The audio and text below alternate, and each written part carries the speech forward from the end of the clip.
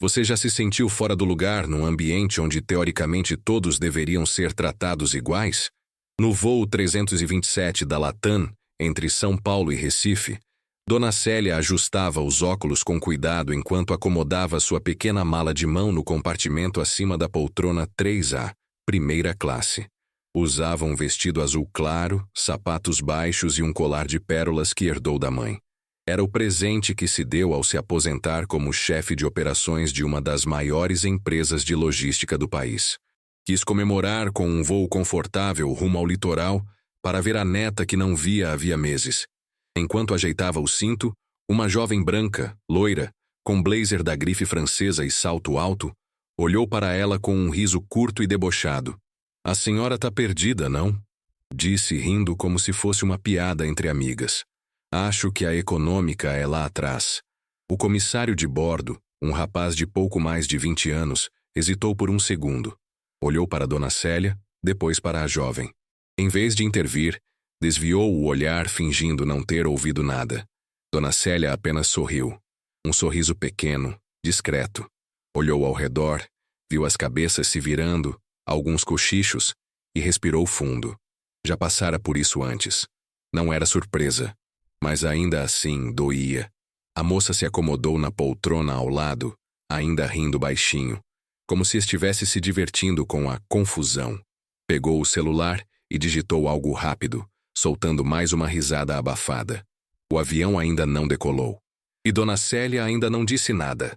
Mas o que ela estava prestes a revelar nos próximos minutos faria o sangue daquela jovem gelar e o silêncio tomar conta da cabine. Porque naquela aeronave, quem realmente mandava era ela. O silêncio durou menos de 2 minutos.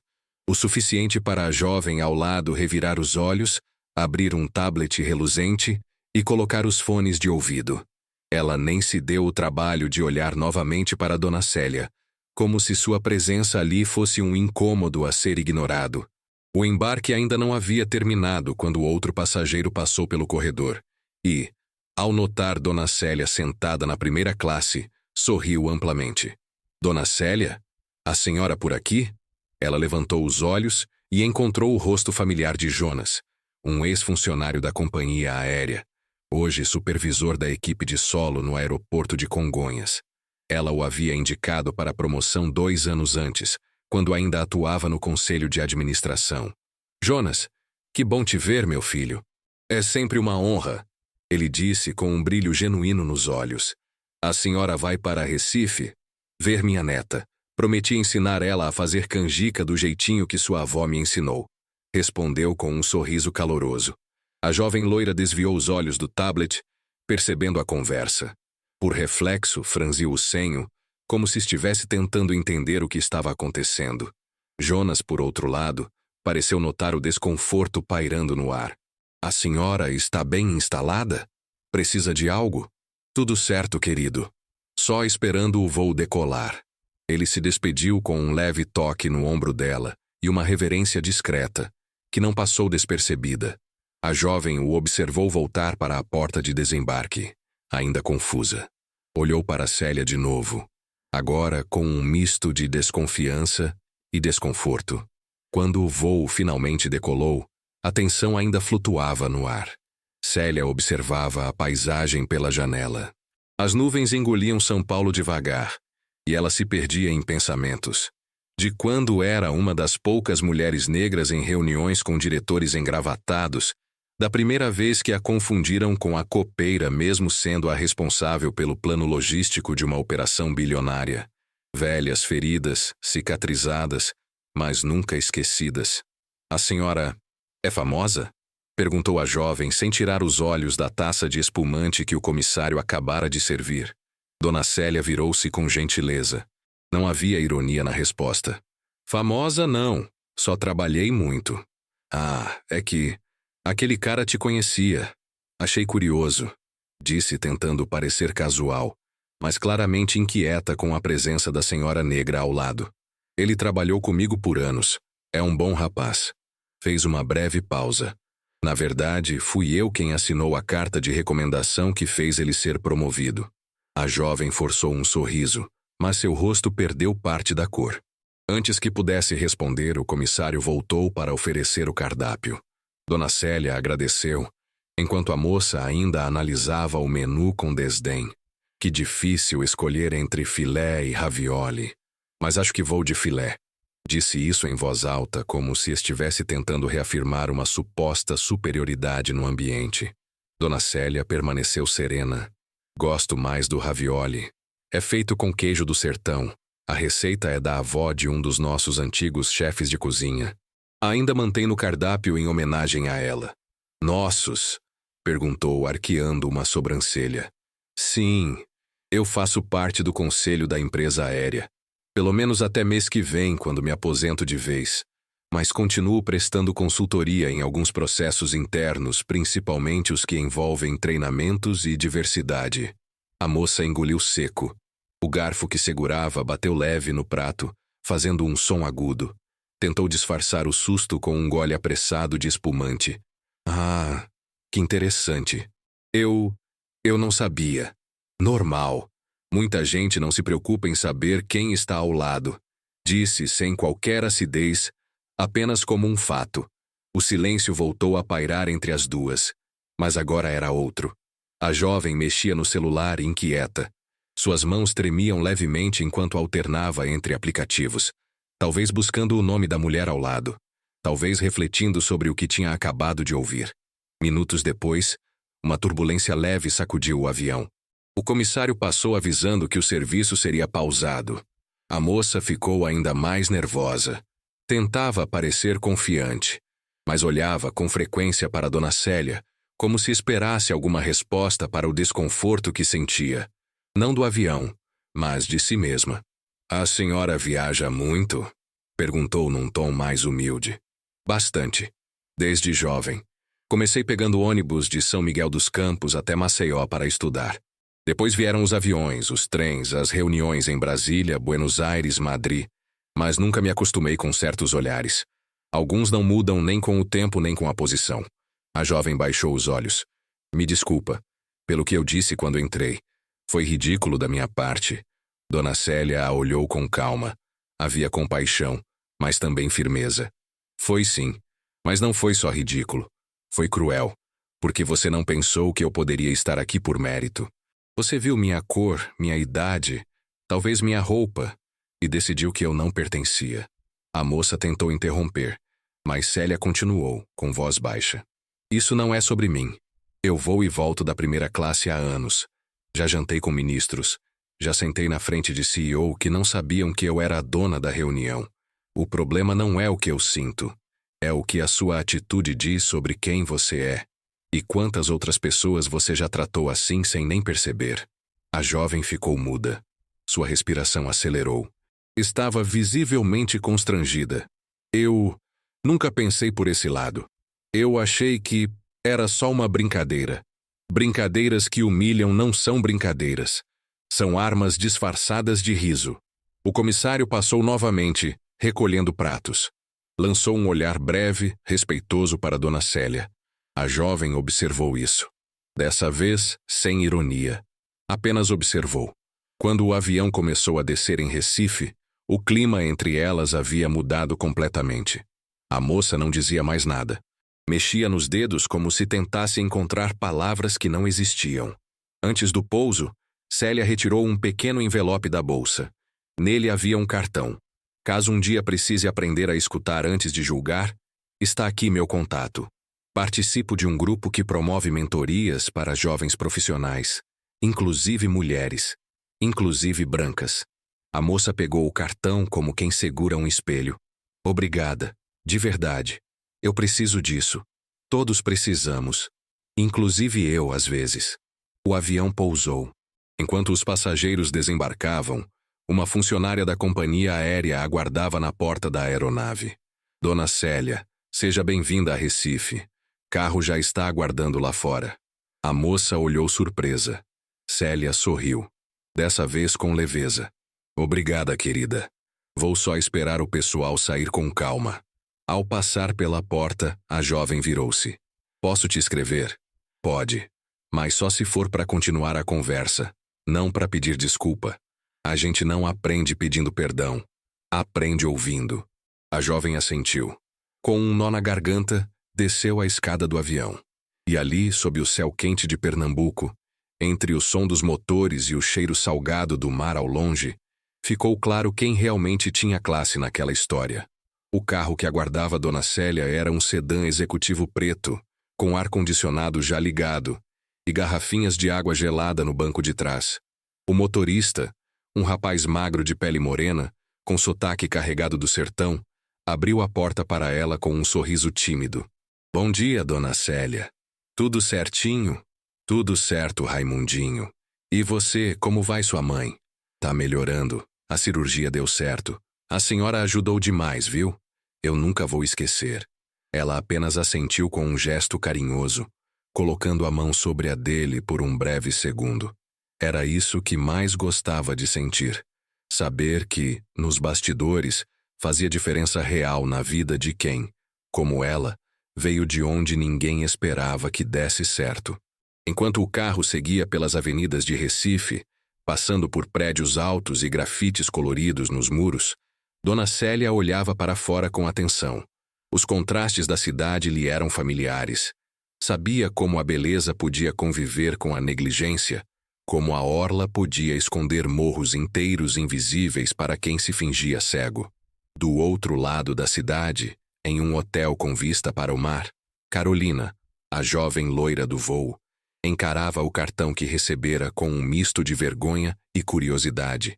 A noite mal tinha começado, e ela já havia aberto o perfil de Dona Célia no LinkedIn, no site institucional da companhia aérea, e até encontrado entrevistas antigas em canais de negócios. Assistiu a uma delas em silêncio. Célia falava com firmeza sobre metas, sobre liderança feminina, sobre os desafios que enfrentou sendo a única mulher negra em cargos altos por mais de 2 décadas. A senhora se sentia sozinha? Perguntava a jornalista. Me sentia cercada, mas invisível, respondia Célia. Só começaram a me ouvir de verdade quando perceberam que meus relatórios davam mais lucro que os deles. Carolina desligou o vídeo e se sentou na cama. Lembrou-se do riso que deu no avião. Parecia tão natural, tão automático. Agora, soava como um tapa disfarçado de sarcasmo que carregava séculos de arrogância e uma ignorância que ela já não conseguia ignorar. Pegou o celular, abriu o e-mail, digitou o endereço do cartão, escreveu, apagou, escreveu de novo, pensou em largar. Mas algo a impeliu a seguir. Prezada Dona Célia, eu não espero que a senhora me responda. Escrevo porque estou tentando fazer diferente do que fiz no avião. Estou tentando aprender. O que a senhora disse me tocou. Quero entender melhor o que eu nunca tive que enxergar. Se um dia houver espaço para isso, gostaria de ouvir mais. Carolina. Do outro lado da cidade, o celular de Célia vibrou discretamente na bolsa. Ela não o atendeu. Estava entrando no prédio onde morava sua filha, com sacolas de presentes para a neta e um cheiro de doce de leite que escapava pelas frestas. Vovó! Gritou a menina assim que a viu. Trouxe o meu caderno de receitas? Claro que sim, minha flor. Hoje você aprende a fazer o melhor cuscuz com leite do mundo. Naquela noite, entre risos e mãos sujas de farinha de milho, Célia se desconectou um pouco do mundo lá fora, mas não se esqueceu do que carregava. Na manhã seguinte, sentada na varanda com café preto e pão na chapa, leu o e-mail de Carolina. Ficou um tempo olhando a mensagem, ponderando. Depois respondeu, breve. Carolina, se o que você busca é ouvir, posso te indicar por onde começar. Mas saiba, escutar de verdade dói. E a mudança só vem quando a gente para de buscar conforto. Mando alguns textos e vídeos. Quando tiver lido e assistido tudo, me escreva de novo. Se ainda quiser continuar a conversa, eu estarei aqui. Célia. Nos dias seguintes, Carolina mergulhou em conteúdos que jamais teria buscado por conta própria. Leu sobre o racismo estrutural no mercado de trabalho. Assistiu a documentários sobre a formação das elites brasileiras. Chorou com a história de Marielle. Se envergonhou de frases que já disse, de piadas que achava inofensivas. Teve raiva de si mesma. Enquanto isso, Dona Célia também se ocupava. Participava de uma reunião com uma nova ONG voltada para preparar jovens periféricos para cargos de liderança. Foi convidada para ser mentora de um programa nacional de inclusão empresarial e, como sempre, recebia dezenas de mensagens por semana de ex-funcionários, amigas de infância ou simples desconhecidos que viam nela uma referência. Mas algo na mensagem de Carolina ficou em sua mente. Não porque fosse especial, mas porque representava um tipo de reconhecimento raro, o de alguém disposto a deixar o próprio orgulho de lado para entender onde falhou. 2 semanas depois, Carolina respondeu com um novo e-mail. Li tudo, assisti tudo, senti vergonha, raiva, tristeza. Mas principalmente vi o quanto eu estava anestesiada. Se ainda for possível, gostaria de conversar com a senhora pessoalmente. Prometo só ouvir. Célia pensou, refletiu e marcou um encontro. Foi em um café simples no bairro do Derby. Sem câmeras, sem plateia. Só 2 mulheres separadas por gerações, tons de pele e vivências, mas unidas, naquele instante por uma escolha, a de olhar para o desconforto de frente. Carolina chegou pontualmente. Estava nervosa, vestida com simplicidade.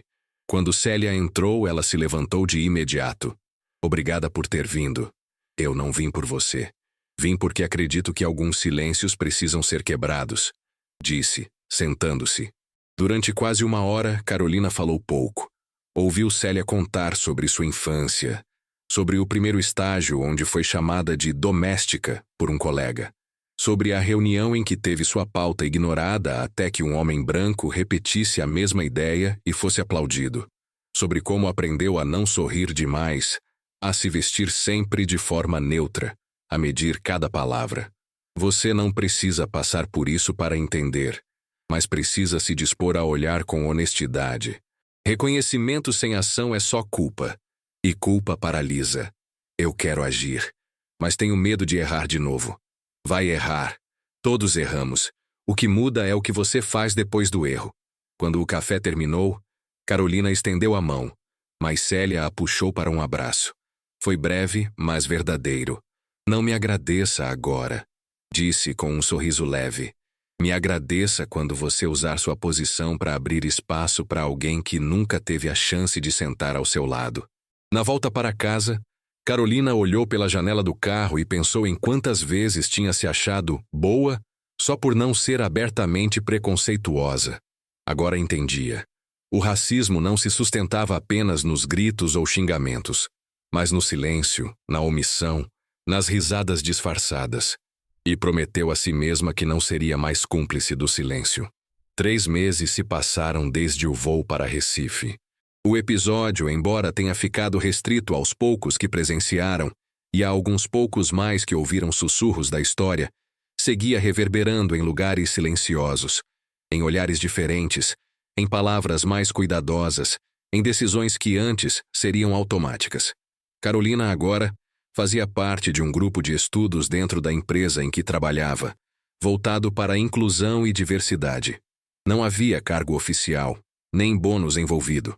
Era voluntário. Começara como ouvinte. Sentava no fundo da sala, anotava, absorvia. Com o tempo começou a propor ações pequenas, revisão de linguagem interna nos materiais de RH, escuta ativa com estagiários negros, indicações de currículos fora do eixo costumeiro. Foi assim que conheceu Luciana, uma jovem negra de 22 anos, estudante de administração pela faculdade pública, inteligente, articulada, com ideias afiadas e uma firmeza que Carolina invejava. Indicou Luciana para um processo seletivo interno. Argumentou com o gerente de seleção, que preferia gente com perfil mais alinhado ao que a empresa espera. Questionou o que exatamente significava esse perfil. O gerente não respondeu, só disse que anotaria o nome. Certa noite, Carolina estava voltando para casa quando recebeu uma ligação desconhecida. Carolina, boa noite, é a Célia. Ela parou imediatamente no meio da calçada, com o coração acelerado. Não esperava outra ligação. Que bom ouvir sua voz, dona Célia. Está tudo bem? Está. Mas eu soube de algo que me chamou a atenção. Uma jovem chamada Luciana me procurou. Disse que você indicou ela para uma vaga. Sim, Ela é excelente. Eu sei. Ela também me disse que quando a entrevista dela foi cancelada sem explicação, você insistiu até que o RH voltasse atrás. Carolina ficou em silêncio por um segundo. Eu só achei injusto. E me vi nela, de certa forma. Bom, disse Célia com sua calma firme. Agora você está começando a entender o que significa não ser neutra. Carolina não respondeu de imediato. Apenas sorriu, sentindo o peso leve e precioso daquela aprovação. Enquanto isso, Luciana finalmente passou para a segunda fase do processo. Sentia uma mistura de euforia e receio. Sabia que, mesmo quando se é o melhor nome da lista, ainda se pode ser descartada por um algo indefinido. Num final de tarde, em uma cafeteria simples no bairro do Espinheiro, Luciana se encontrou com Dona Célia. Ela tinha pedido aquele encontro para agradecer pessoalmente, não só pela recomendação, mas pela conversa que haviam tido por telefone dias antes, que lhe deu coragem para não desistir. Dona Célia, a senhora nem me conhece e ainda assim, conheço mais do que imagina, minha filha. Eu fui você durante muitos anos, e me tornei quem sou porque outras mulheres também abriram caminho para mim. Luciana se emocionou. Às vezes eu me sinto tão cansada. Parece que sempre tenho que provar que mereço estar onde estou. E você merece. Mas saiba, não precisa se quebrar para caber nos espaços. Precisa sim transformar os espaços para que eles aprendam a receber você inteira. As palavras de Célia ecoariam na mente de Luciana por semanas. E seria com essa força que ela, dias depois, sentaria diante da mesa de entrevista com 3 gerentes brancos, todos homens, e responderia com clareza, firmeza e elegância sobre metas, projetos, inovação e sobre o que esperava da empresa enquanto mulher negra no mercado corporativo. Foi aprovada. Recebeu a notícia por e-mail. Leu e releu, depois ligou para a mãe aos prantos. Pela primeira vez, teria um crachá com seu nome completo, uma sala de verdade, uma mesa que não fosse num canto apertado. Enquanto isso, do outro lado da cidade, Carolina recebia um e-mail do mesmo RH que, meses atrás, ignorara sua sugestão. Carolina, parabéns. Sua indicação demonstrou excelência no processo. Vamos considerar mais ativamente suas sugestões para recrutamento inclusivo. Ela suspirou. Não era um prêmio, nem um reconhecimento oficial, mas era, talvez, o começo de algo. No fim de semana, Carolina e Luciana se encontraram para um café rápido. Não eram amigas íntimas, mas havia ali uma conexão que ia além de qualquer convenção. Obrigada. De verdade, disse Luciana, segurando a xícara de chá. Eu sei que você podia ter ficado quieta. Eu fiquei quieta a vida inteira, respondeu Carolina, achando que não fazia diferença. Mas faz. E agora eu sei. Luciana olhou para ela com uma expressão entre admiração e surpresa. Engraçado. Eu achava que você era o tipo de mulher que nunca tinha que se preocupar com essas coisas. Eu era, porque o mundo sempre me deu esse privilégio. E eu aceitei, sem perceber quem pagava o preço por isso. As duas ficaram em silêncio por um momento. Depois riram quase em uníssono. Um riso leve, sem ironia, sem defensiva.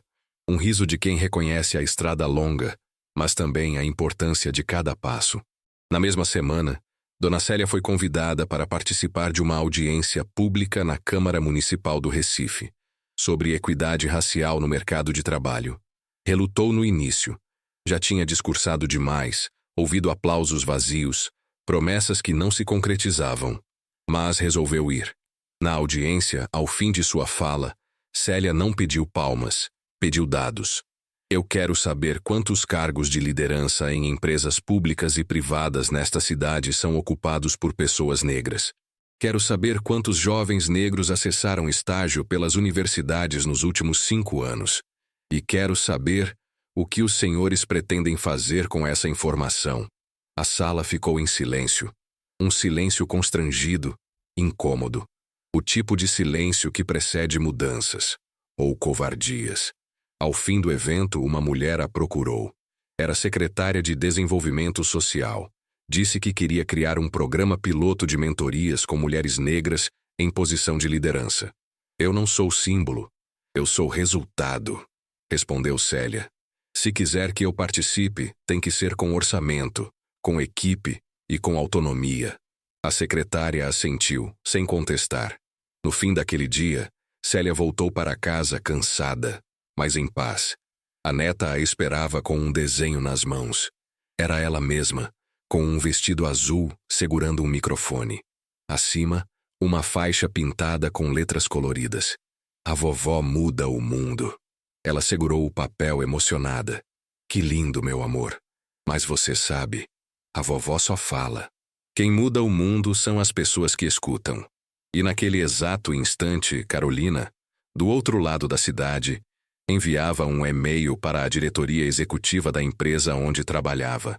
Propunha a criação de um comitê permanente para a equidade racial, com ações reais, metas mensuráveis e assento garantido para funcionários negros na construção das decisões. Assinou com o nome completo, sem medo, e pela primeira vez, sem dúvida. Naquela segunda-feira nublada, a sala do comitê executivo estava mais cheia que o habitual. Diretoria de RH, jurídico, marketing, financeiro. Todos presentes. No centro da mesa, uma pasta encadernada com capa branca trazia em letras garrafais: Plano de Equidade Racial e Liderança Inclusiva. Proposta inicial. Carolina esperava em pé, próxima ao projetor, o coração batendo acelerado. Sabia que muitos ali viam aquela reunião como uma formalidade. Outros, como uma ameaça à zona de conforto. Mas ela não estava ali para pedir. Estava ali para afirmar. Quando o presidente da empresa sinalizou o início, ela respirou fundo e começou. Nos últimos meses tive a oportunidade de escutar e entender que o silêncio confortável é o maior aliado do racismo institucional. Essa proposta é o primeiro passo para quebrar esse ciclo dentro da nossa casa. As primeiras telas apresentaram os dados. Quantas pessoas negras compunham o quadro da empresa? Quantas estavam em cargos de liderança? Quantas haviam sido promovidas nos últimos 5 anos? Os números falavam por si, e falavam alto. O constrangimento pairava no ar, mas Carolina seguiu firme. Essa proposta não é apenas sobre corrigir desigualdades, é sobre reconhecer que elas existem e que, se não forem enfrentadas com intencionalidade, vão continuar sendo reproduzidas, mesmo por quem acha que está fazendo o certo. Ao final, o diretor de RH levantou a mão. Carolina, esses dados são importantes, sem dúvida. Mas você não acha que a gente já tem feito alguns esforços? Temos políticas de inclusão, ações esporádicas. Ela o olhou diretamente. Respeitosamente, Sr. Marcos, ações esporádicas não mudam estruturas. Ter uma política no papel não é o mesmo que ter compromisso. E se o senhor acha que já fizemos o suficiente, me diga. Quantas pessoas negras o senhor conhece nesta sala hoje? Silêncio. Os olhos baixaram. A resposta, já sabida, ficou suspensa como poeira. Carolina não disse mais nada. Não precisou. Ela apenas recolheu a pasta, entregou uma cópia a cada executivo e se retirou. Havia feito o que precisava. Agora, o próximo passo cabia a eles. Enquanto isso, no Centro de Formação Comunitária em Afogados, Dona Célia encerrava uma oficina com um grupo de jovens do programa de mentorias. Sentada em círculo com eles, sem PowerPoints, sem crachá, ela contava histórias. Sabem por que eu vim aqui hoje, mesmo já tendo me aposentado? As mãos se ergueram com respostas engraçadas. Porque a senhora não gosta de descansar, disse um. Porque quer inspirar a gente, disse outro. Célia sorriu, mas então ficou séria. Eu vim porque o que eu vivi não pode morrer comigo. Porque quando uma de vocês entra numa sala e é confundida com a faxineira, mesmo sendo gerente, vocês precisam saber que isso não é culpa de vocês. E mais, precisam saber como responder sem se calar, mas também sem se perder. Ela se levantou e caminhou devagar pelo centro da roda. A gente não pode mais aceitar que o mundo nos trate como exceção. Vocês não são exceção. São o futuro. E o futuro precisa deixar de pedir licença. Os jovens aplaudiram, mas não foi um aplauso de encerramento. Foi de afirmação, de reconhecimento. Na saída, Uma menina chamada Renata se aproximou. Tinha 17 anos, cabelo preso com tiaras coloridas e um caderno todo rabiscado com frases que ouvira ao longo da vida. Dona Célia, posso te mostrar uma coisa? Ela abriu o caderno e mostrou uma página onde estava escrito: Não sou o que acham quando me veem, sou o que construo com o que não me deram. Célia leu devagar, tocada. Essa frase é sua? Renata assentiu. Posso usar ela um dia se me deixarem dar uma palestra de novo? A menina sorriu largo. Pode, mas coloca meu nome, hein? Naquela noite, enquanto a cidade se recolhia sob um céu carregado de nuvens, Carolina caminhava sozinha até um ponto de ônibus. Estava cansada, mas estranhamente leve. Sabia que aquele processo seria longo, difícil, cheio de resistências, mas também sabia que, pela primeira vez, não era cúmplice do silêncio. Pegou o celular e mandou uma mensagem curta para Célia. Eles ouviram. Ainda não decidiram, mas ouviram. Célia respondeu horas depois, já tarde da noite. Ouvir é o primeiro passo. Mas quando falam da gente sem a gente é só barulho. Continue. 3 meses depois, a proposta de Carolina foi aprovada parcialmente. O Comitê de Equidade foi criado. Luciana foi nomeada como uma das representantes permanentes. E numa reunião de feedback, uma estagiária negra se levantou para dizer: Pela primeira vez, sinto que posso ficar. Antes, era como se eu só estivesse de passagem. Carolina chorou. Não na frente de todos, mas no banheiro, sozinha, aliviada. Em casa, abriu o computador e escreveu um texto simples que publicou nas redes. Aprender dói, agir assusta. Mas não mudar é escolher continuar empurrando os mesmos corpos para fora dos lugares onde deveriam pertencer. Eu errei. E continuo errando. Mas hoje, ao menos, eu não finjo que não vejo. E no final, uma frase que ouvira uma vez, lá atrás, vinda de uma senhora de olhos calmos e voz firme. Dignidade não é conquista, é direito. E o respeito não depende da roupa, da idade ou do assento. Ele começa quando você decide olhar alguém nos olhos e vê-lo inteiro. Se você chegou até aqui e sentiu alguma coisa, por menor que seja, inscreva-se no canal. Porque enquanto histórias como essa continuarem sendo necessárias, a gente precisa continuar falando e escutando.